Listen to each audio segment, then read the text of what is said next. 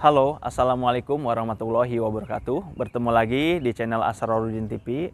Oke teman-teman, seperti biasa di channel saya konten apapun bisa saya upload asalkan informasinya bisa manfaat untuk banyak orang. Nah, di video kali ini saya akan membahas yaitu resiko gagal bayar aplikasi pinjaman online ya. Jadi gagal bayar ini umum sebetulnya ya, umum banget. Banyak yang gagal bayar karena faktor-faktor tertentu, gantung pengalaman orang yang berbeda-beda. Ada yang gagal bayar karena dia kerja di PHK, ada juga yang jualan ternyata bangkrut, dan ada juga yang gagal bayar ya ternyata emang gak mau bayar gitu ya. Jadi intinya itu gagal bayar ya.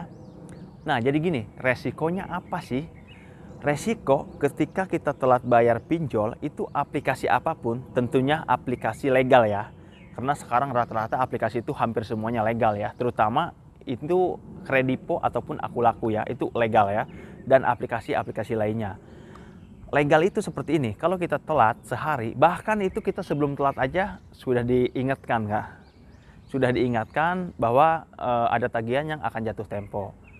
Dan apalagi setelah telat sehari, itu biasanya telepon masuk banyak, yang WA yang nomor berbeda banyak, sehari, 2 hari, seminggu, 2 minggu, 3 minggu, sebulan, 2 bulan, itu tetap banyak yang WA.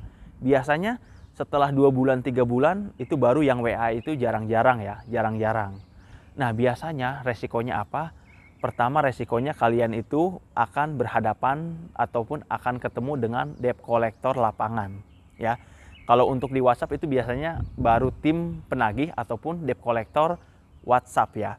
Jadi resikonya ya bukan resiko sih, ya kita emang keadaan kita misalkan kita kena PHK atau nganggur ataupun usaha kita bangkrut, ada debt collector datang, ya hadepin aja, nggak masalah.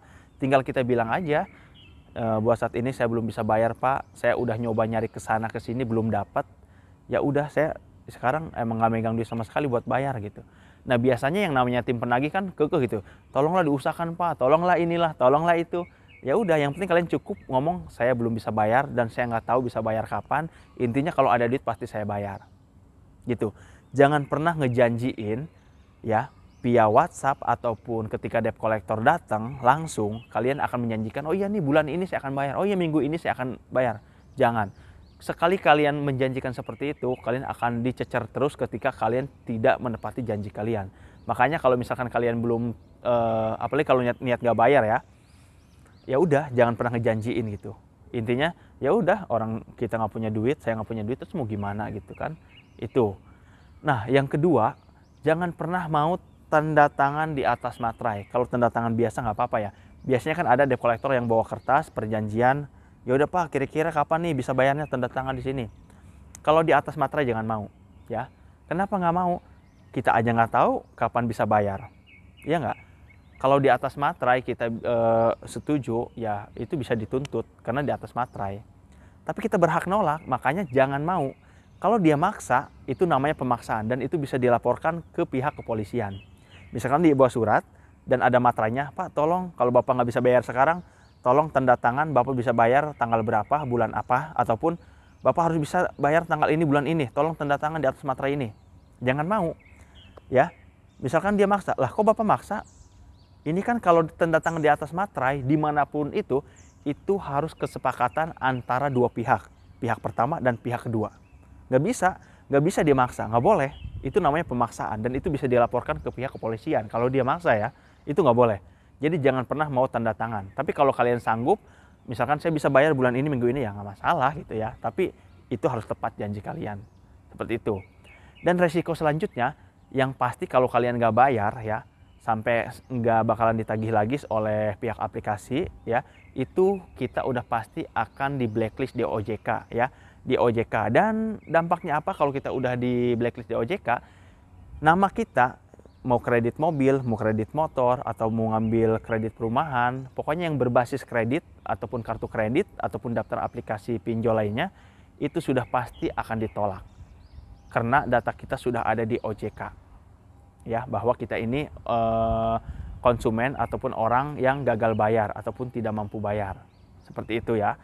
Itu sih resikonya sih. Ya selebihnya sih nggak ada, itu doang. Cuma banyak juga yang menurut saya menyikapi suatu masalah ini tuh terlalu berlebihan ya. Mungkin itu tergantung orangnya. Ada juga yang sampai pusing, sampai panik, sampai nggak bisa makan, sampai dia berantem sama keluarganya, sampai dia jual rumah dan segala macam.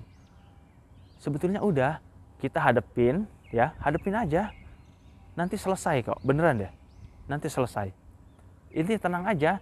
Apalagi yang biasanya debt collector yang di WhatsApp ya, kalau kalian telat seminggu, 2 minggu, 3 minggu, sebulan itu, WhatsAppnya emang nggak kasar. Cuma dia nakut-nakutin gitu, wih penjara inilah, pasal penipuan lah, bawa kabur uang lah, apalah. Itu legal lah ya, tapi ada aja yang WhatsApp kayak gitu. Tapi kalau berbeda dengan aplikasi ilegal, yaitu ilegal tanpa ada izin OJK ataupun izin pemerintah ya, tanpa izin pemerintah. Itu ketika kalian gagal bayar ataupun nggak bayar, itu udah pasti data kalian akan disebar ke semua kontak yang ada di handphone. Ya. Dan itu macam-macam, ancaman segala macam, bikin risih yang ada di kontak kita itu risih. Jadi orang-orang larinya ke kita, ini gimana nih? Ini gua diancam nih. Jadi kita juga jadi puyeng gitu. Jadi nggak enak gitu kan. Itulah ilegal. Makanya jangan sampai pinjam di ilegal. Tapi kalau niat nggak bayar mendingan di ilegal. Karena dia nggak ada yang namanya apa ya? Nggak ada yang namanya sistem blacklist OJK gitu ya. Dan pemerintah pun menganjurkan kok, kalau ada aplikasi ilegal, kita salah satu korbannya ataupun peminjamnya, jangan dibayar gitu. Yang penting kuat mental aja gitu. Gitu aja sih Mas Bro ya. Jadi mungkin cukup itu aja dari pembahasan ini. Kita sharing aja, silahkan tulis di kolom komentar. Misalkan kalian ada yang bingung, ataupun ada masukan, ataupun ada yang pengalamannya seperti apa, silahkan tulis. Kita sharing aja ya. Mungkin cukup itu aja dari channel Asrorudin TV. Mudah-mudahan manfaat. Wassalamualaikum warahmatullahi wabarakatuh.